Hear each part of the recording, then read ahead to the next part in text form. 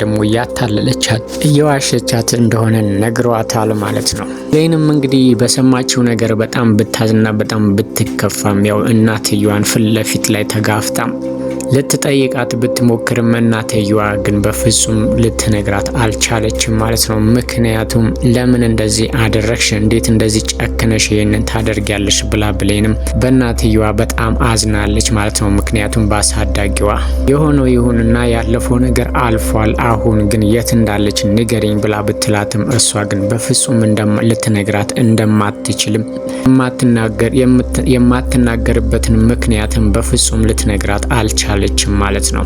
ምናልባት እንግዲህ ለብሌን ልጄን ይገሉብኛል፣ እናትሽን ካንቺ ጋር ካገናኘው ልጄን ሊገሉብኝ ይችላሉ ብላ ብትላት ልትረዳትና በሌላ መንገድ እናቷን እንድታገኝ ልትረዳት ትችል ነበር። እሷ ግን ነገሮችን ድፍንፍና አድርጋ እንግዲህ ልነግርሽ አልችልም ስላለቻት ብሌን ደግሞ በዚህ ነገር በጣም ተከፍታለች ማለት ነው። ፍጹም እናቴ አይደለሽም፣ ከእንግዲህ በኋላ አንቺ ጋር ድርሽ አልልም፣ እናትም አለችኝ ብዬ አላስብም፣ በፍጹም ይቅርታም አላደርግልሽም ብላ እንግዲህ ብሌን በጣም ተቀይማታለች ማለት ነው። እናትየዋ ደግሞ በሌላ በኩል ባክሽ ይቅርታ አድርግልኝ እያለች ለብቻዋ እንግዲህ ራሷን እየቀጣች ነበረ ማለት ነው።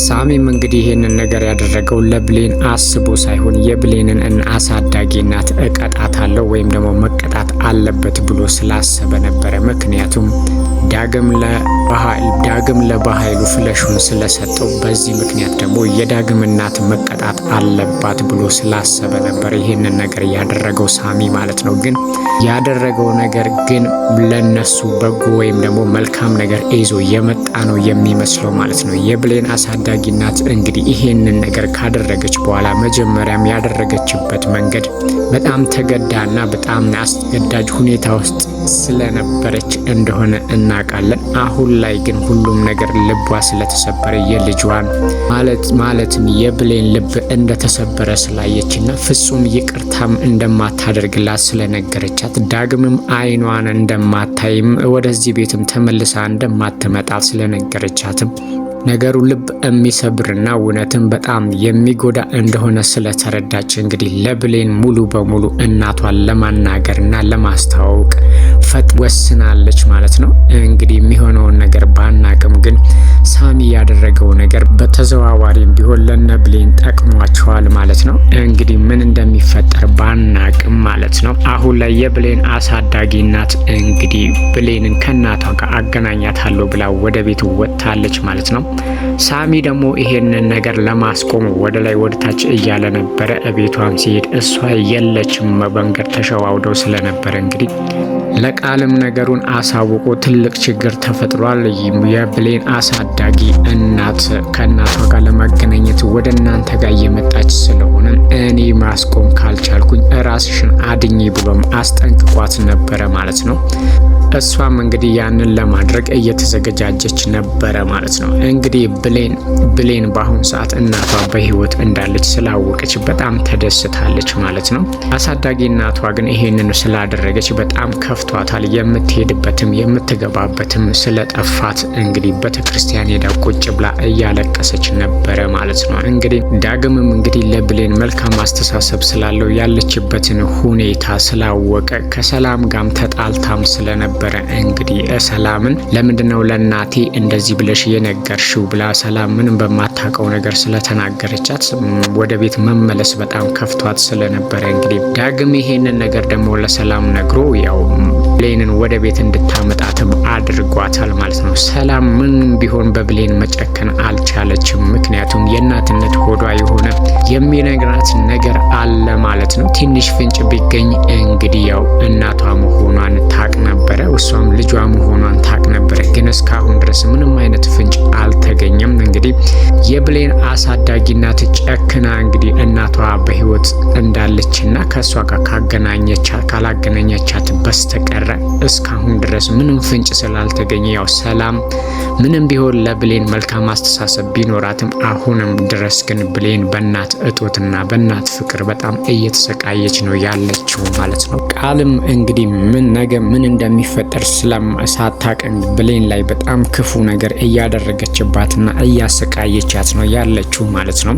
ትክክል እዛ ቤት ምንም ነገር ድጋሚ እንደማይፈጠር ወይም ደግሞ እሷ እስከ መጨረሻው የሰላም ልጅ ወይም እውነተኛ ልጇ እንደሆነች ነው አክት እያደረገች ያለችው ማለት ነው። በጣም እያሰቃየቻት ነው። እናቷ በህይወት መኖሯን መስማቷ ራሱ ለሷ ትልቅ አደጋም እንደሆነ ታውቃለች። ይሄንን ነገር ደግሞ ማን እንደነገራትም አውቃለች ማለት ነው። ለበኃይሉም ነግረዋለች። በኃይሉም እንግዲህ ለምን ነገርክ ብሎ ሳሚን ቢጠይቀውም ሳሚ ደግሞ እናትየዋን እቀጣለሁ ብዬ ነው ይሄንን ያደረኩት፣ ግን የባሰ ትልቅ ችግር ተፈጥሯል ብሎ እንግዲህ የተፈጠረውን ነገር ነግሮታል ማለት ነው። ቃል ግን አሁን ላይ ብሌን ላይ ያላት አስተሳሰብና አመለካከት በጣም ከእለት ወደ እለት እየጨመረና ክፋቷ እየበዛባት ነው የመጣው ማለት ነው።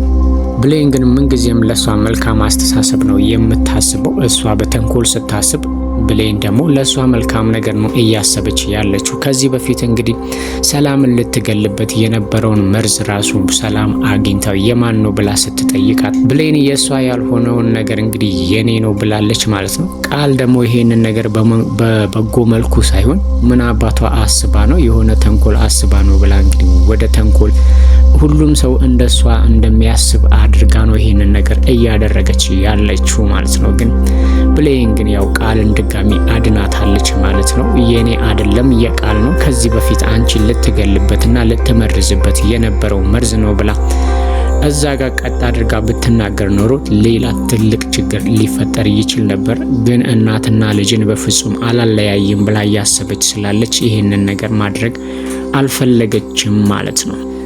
ዳግም ደግሞ ያው ለብሌን በጣም ጥሩ መልካም አስተሳሰብ አለው። በጣም ነው የሚወዳት፣ ታሳዝነዋለች፣ በጣም ያስብላታል።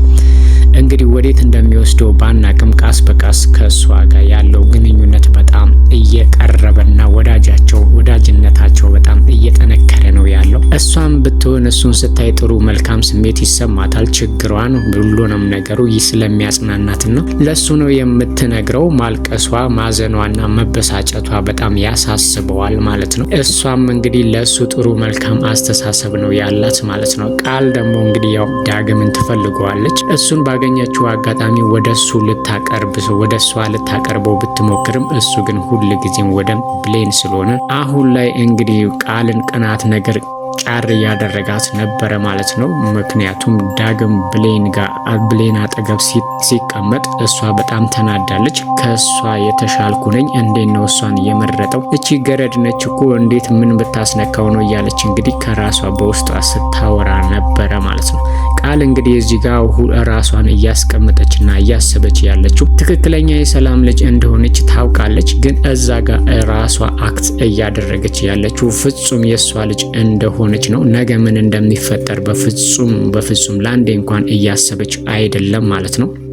ትንሽ ነገሮች ቢሰተት ቢፈጠር ያው እሷ የሰላም ልጅ እንደሆነች ትንሽ ፍንጭ እንኳን ቢገኝ ቃል እንደሚያበቃላትና አሁን ላይ ያደረገችው ያለው ነገር ዋጋ እንደሚያስከፍላት ለደቂቃ ማሰብ አልቻለችም ማለት ነው። ግን አሁን ላይ እንግዲህ ቃል ብሌንን በጣም እያሰቃየቻት ነው። እንግዲህ ልብሷን ሁሉ መሬት ላይ እየጣለች እየረጋገጠችባትና የበታችነት ስሜት እንዲሰማት እያደረገቻት ነው ያለችው ማለት ነው። የብሌን አሳዳጊ ናት እንግዲህ ከምንም በላይ ስለተጸጸተችና ያደረገችው ነገር ትልቅ ስህተት እንደሆነ ራስ ወዳድነትም እንደሆነ እሷም እንደ ልጇ ባትወልዳትም እንደ ልጇ እንደሆነች ስለተሰማትም የመጣው ይምጣ ብላ እንግዲህ ወደ ሰላም ቤት ሄዳለች ማለት ነው። ቀጥታ ቤቱንም አግኝታ አንኳኩታ ውስጥ ገብታለች ማለት ነው። እንግዲህ ሁሉም ሲያዩት ያው ብሌንም እዛው ስለነበረች እንግዲህ የአሳዳጊ እናቷ በጣም ደንግጣለች። ሁሉም ነው የደነገጠው። ልጄ ብላ ስትል እንግዲህ እነ ሰላምም ሁሉም ደንግጠዋል ማለት ነው። የብሌን አሳዳጊ እናት እንግዲህ ከሰላም ጋር ተገናኝታለች። በትክክል እናትሽ እቺ ነች ወይም ደግሞ የእናትሽ ቤት አድራሻ ይሄ ነው ብላ ትበል ባናቅም ወይ እነ በኃይሉ እንግዲህ የሆነ ነገር ካላደረጉ በስተቀር አሁን ላይ እንግዲህ ብሌን እናቷን የምታቅበት መንገድ በጣም ሰፊ ሆኖ አግኝተነዋል ማለት ነው። ምክንያቱም የብሌን አሳዳጊ እናት ፊት ለፊት ከሰላም ጋር ተፋጣለች። ሰላምም እንግዲህ እየተፈጠረው ባለው ነገር በጣም ግራ ገብቷታል። እንዴት እዛ ቤት እንደመጣችና ዝም ብላ ቀጥታ መታ ነው ያንኳኳችው። ስለዚህ እንግዲህ ከሁሉም ደግሞ ቃል መሬትና ምድር እንግዲህ ልትውጣት ተቃርባ ነበረ ማለት ነው። ምክንያቱም ሁሉንም ነገር አስቀድሞ ስለነገራት እኔ ማስቆም ካልቻልኩኝ ራስሽን አድኚ ማዳን አለብሽ ብሎ ስላላትም እንግዲህ ፍርሃት ወሯት ነበረ ማለት ነው። ቃል ከምንም በላይ እየተንቀጠቀጠች ነው ነበረ ማለት ነው። ምክንያቱም ሚስጥሩን ስለምታቅና እናትየዋ ደግሞ ሰላምና እናትና ልጅን ሰላምና